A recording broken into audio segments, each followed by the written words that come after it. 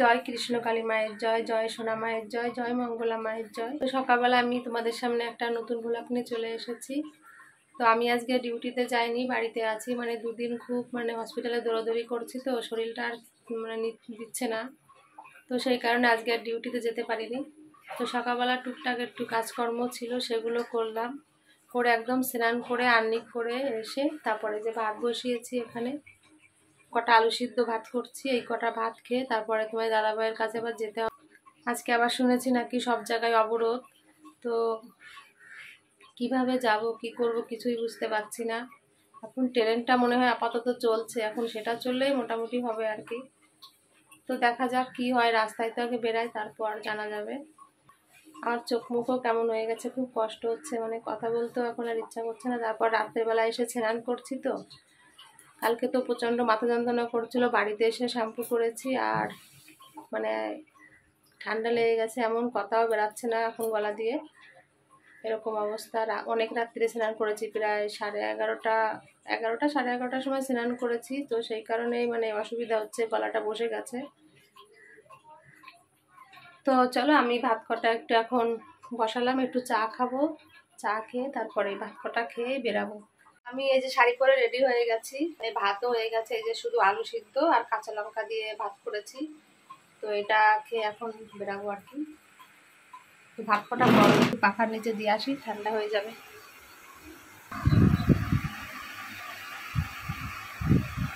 আমি এই ভাত খেয়ে রেডি হয়ে গেছি, এখন বেরিয়ে যাচ্ছি আর কি। তো আজকে আমি তোমার দাদাভাইয়ের কাছে গীতাটা নিয়ে যাচ্ছি, দাদাভাইয়ের কাছে রেখে দেবো গীতাটা। তো এটা মনে পড়লো যে রাধা গোবিন্দ স্মরণ করি, তো রাধা গোবিন্দ যেন কৃপা করে। তোমার দাদাভাইয়ের পাশে গীতাটা থাকলে রাধা গোবিন্দ সবসময় সব আপদ বিপদ থেকে রক্ষা করবে। তো সেই কারণে গীতাটা আজকে নিয়ে যাচ্ছি। এই এসে পৌঁছালাম পিজিতে। তো তোমার দাদাভাইয়ের কাছে এখনও যেতে পারিনি, আমার ভাসুর আছে ওখানে, দাদা আছে ওখানে। আমাদের যেতে যেতে ভিতরে দাদাভাইয়ের কাছে তো 4টের সময় গেট খুলবে, 4টের সময় যেতে পারবো। এখন সেই এসে বাইরেই বসে আছি।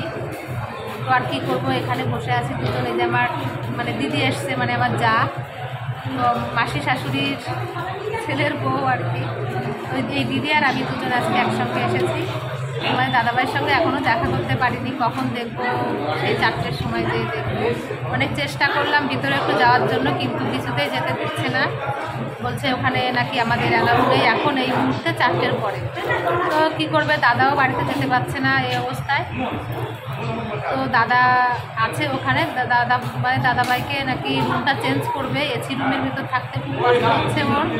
এখন রুমটা চেঞ্জ করবে বলে অন্য রুমে দেবে। তো দাদা সেই কারণে যেতে পারছে না, রুমটা চেঞ্জ করে তারপর দাদা বাড়িতে চলে যাবে। তারপর আমরা তোমার দাদাভাইয়ের কাছে যাবো আর কি। এই যে দেখো কত লোক আজকে বসে আছে, আজকে অনেক লোক এসেছে। এই দুদিন তো পুরো ফাঁকা ছিল, আজকে দেখছি ভালোই লোক এসেছে পিজিতে, সবাই দেখছে। ডাক্তারও আজকে অনেক এসেছে, অসুবিধা হচ্ছে না মোটামুটি। দাদাভাইকেও চেক আপ করে গেছে। তো দাদাভাইকে এখনও দেখতে পাচ্ছি না, মনটা খুব ছটফট করছে আর কখন যে একটু দেখবো জানি না। তো চলো তোমাদের সঙ্গে আবার পরে কথা বলবো।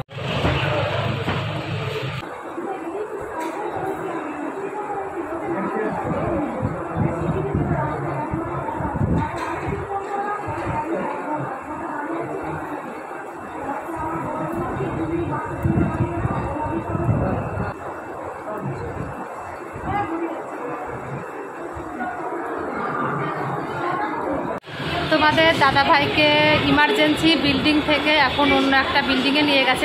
দেখতে পাচ্ছ ওই যে লাল বাড়ি আছে, তো ওই লাল বাড়ির বিল্ডিংয়ে রাখা হয়েছে এখন। যে সিচুয়েশন ছিল ইমার্জেন্সিতে দেখে নিজেরই মাথা খারাপ হয়ে যাচ্ছে। তারপর এসি রুম, তোমার দাদাভাই তো একদমই এসিতে শরীর তো দুর্বল, ব্লাড নেই, তো সেই কারণে এসিতে থাকতে পারে না বলে এখন ওখান থেকে ওই লাল বিল্ডিংয়ে পাঠিয়েছে। তো এখন ওখানেই আছে। আজকে সারাদিন খুব দৌড়াদৌড়ি করেছে, ওই ইমার্জেন্সি থেকে ট্রলিতে করে ওখানে নিয়ে গেছি, একটু দৌড়াদৌড়ি করতে হয়েছে আর কি। সেই কারণে তোমাদের সঙ্গে কথা বলতেও তেমন একটা পারিনি। তো এখন এই যে একটু কথা বলে ওখানে রেখে তারপরে একটু কথা বলে এই 4টে থেকে 6টা পর্যন্ত 2 ঘন্টা থাকতে পারি। তো এই 2 ঘন্টা থেকে তারপরে তোমাদের সঙ্গে এখন এসে কথা বলছি। তো তোমার দাদাভাই এখন কেমন আছে কি বলবো বুঝতে পারছি না, কারণ কি ব্লাড দিয়েছে পরশু দিন, ব্লাড যেদিনকে ভর্তি করেছি সেদিনকে রাত্রেবেলা 11টার সময় ব্লাড দিয়েছে। আর আজকে সারাদিন ব্লাড দেয়নি, কালকেও সারাদিন ব্লাড দেয়নি।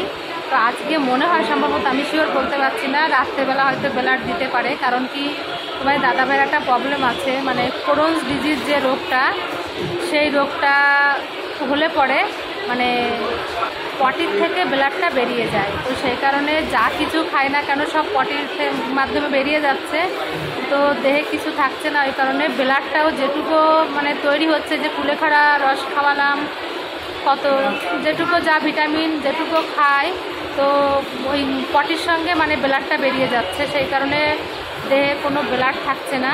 তো সেটার আগে ট্রিটমেন্টটা করবে, তারপর হয়তো ব্লাডটা দেবে, নাহলে তো ব্লাড দিয়ে আবার সেই ব্লাডটা বেরিয়ে যাবে।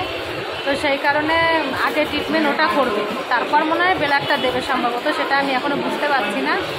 তো এখন এক ভালো সুন্দর জায়গায় আছে তোমার দাদাভাই, একদম মানে নার্সদের সামনেই আছে, কোনো অসুবিধা হলে হয়তো দাদাভাই ডাকতেও পারবে, একদম মুখোমুখি আছে, ভালো জায়গায় আছে, খুব পরিষ্কার পরিচ্ছন্ন জায়গা, মানে আমারও খুব পছন্দ হয়েছে জায়গাটা। আর এসিও নেই এখন, ওখানে থাকতে দাদাভাইয়ের অসুবিধা হবে না আশা করি। তো যাই হোক, ভালোভাবে সবাই একটু প্রার্থনা করো তোমার দাদাভাই যেন এই যে রোগটার যে পটির মাধ্যমে ব্লাডটা বেরিয়ে যাচ্ছে যেন এটা ঠিক হয়ে যায়, আর দেহে যেন একটু ব্লাডটা দাঁড়িয়ে থাকে, ব্লাডটা দাঁড়াচ্ছে না মেন হলো সমস্যা, তো যেন ব্লাডটা দাঁড়িয়ে থাকে দেহে। তোমরা সবাই একটু প্রার্থনা করো, প্রাণ ভরে একটু আশীর্বাদ করো, মানুষটা আজকে অনেক বছর ধরে কষ্ট পাচ্ছে, সে যেন একটু সুস্থ থাকে। তো আমার জীবনের দিকে আমি তাকাই না, আমি ও সুস্থ থাকলে আমার জীবনে সব কিছুই ফিরে আসবে আশা করি। আজকে সারাদিন যেন কিচ্ছু খাইনি আমি, মানে সেই সকালবেলা কটা আলু সিদ্ধ ভাত খেয়েছি, আর এখানে এসে শুধু চা বিস্কিট খেয়ে, মানে এই 3টে দিন দুপুরবেলা ভাত খাচ্ছি না, এই 3টে দিনই একদম ওই চা বিস্কিট খেয়ে খেয়ে কাটাচ্ছি। 3টে দিন তো তোমার দাদাভাই ভর্তি আছে। অনেক কথা বললাম তোমাদের সঙ্গে।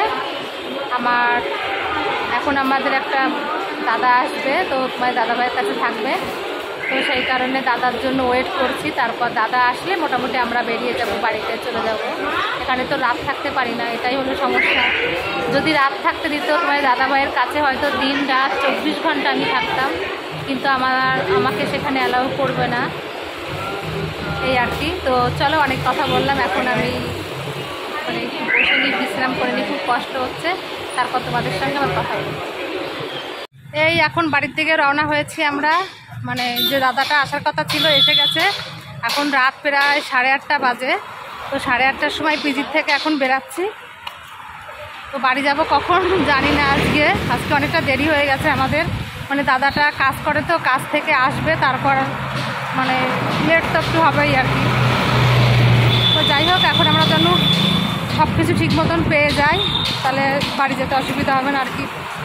সারাদিন জার্নিং করে তো খুব কষ্টই হয়, জার্নিং বলতে তেমন বসে থাকতে হয়, তবু একটা ক্লান্ত লাগে, হসপিটাল বলে কথা আর কি। খেয়ে না খেয়ে আজকে আমাদের দিন গেছে। এই বাড়িতে এসে পৌঁছালাম এখন। তো আজকে একটু তাড়াতাড়ি চলে এসেছি, কারণ আজকে তোমার সব কিছু ঠিক মতন পেয়ে গেছি, একদম মেট্রোতে তো আসার পরপরই গাড়ি পেয়ে গেছি, তারপর দমদম এসে সঙ্গে সঙ্গে ট্রেনটাও পেয়ে গেছি বলে আজকে অসুবিধা হয়নি বাড়িতে আসতে, খুব তাড়াতাড়ি বাড়িতে চলে এসেছি। তো এখন এই স্নানটা করে আসলাম, তো এখন কটা খাবো, সারাদিন তো ওই হাবি জাবি খেয়েই থাকছি। আর আজকে আমার পেটটা মানে পেটে ব্যথা দিচ্ছে, ডান সাইড পা সাইডটা।